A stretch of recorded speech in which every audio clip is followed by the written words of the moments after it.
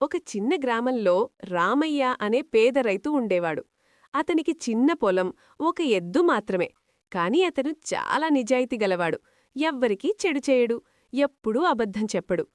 ఒకరోజు అతను పొలంలో దున్నుకుంటూ ఉండగా ఎద్దు ఒక్కసారిగా ఆగిపోయింది. రామయ్య కింద చూశాడు. అక్కడ మట్టిలో పాతిపెట్టిన ఒక పెద్ద కుండ కనిపించింది. అతను కుండను తవ్వితీసి చూడగా అందులో బంగారు నాణేలు మెరిసిపోతున్నాయి. రామయ్య ఆశ్చర్యపోయాడు. ఇలా అనుకున్నాడు. ఇది నా కుండ కాదు, ఇవి ఎవరో ఒకరికి చెంది ఉంటాయి అని అనుకున్నాడు. గ్రామంలో కొంతమందైతే ఇలా అంటారు. దొరికింది దైవప్రసాదం, తీసుకో. కాని రామయ్య అలా చేయలేదు. అతను గ్రామపెద్ద దగ్గరకు వెళ్ళి కుండ చూపించాడు. గ్రామపెద్ద అడిగాడు.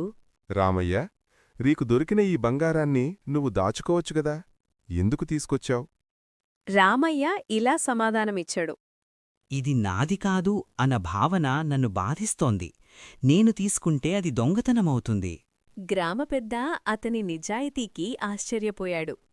ఆ కుండ ఎవరికి చెందిందో తెలుసుకోవడానికి గ్రామంలో ప్రకటన చేశాడు. కొన్ని రోజుల తరువాత ఒక వృద్ధుడు వచ్చాడు.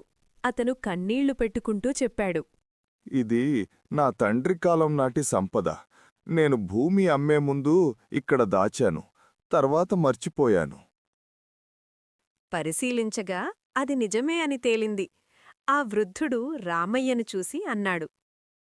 నువ్వు నిజాయితీగా ఈ బంగారం తిరిగిచ్చావు. నేను నీకు కృతజ్ఞతగా సగం బంగారం ఇస్తాను.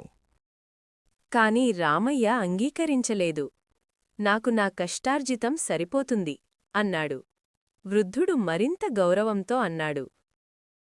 నువ్వు డబ్బు తీసుకోకపోతే నీ పొలం కోసం మంచినీటి బావి తవ్విస్తాను. రామయ్య అంగీకరించాడు. కొన్ని నెలల్లోనే ఆ బావివల్ల అతని పంటలు బాగా పండాయి. అతని జీవితం మెరుగైంది.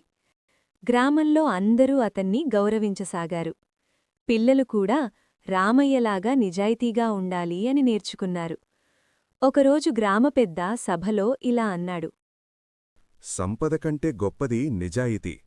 డబ్బు పోతుంది, కాని మంచి పేరు ఎప్పటికీ ఉంటుంది.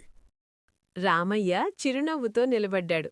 అతనికి తెలుసు, నిజాయితీ ఎప్పటికీ నష్టపరచదు.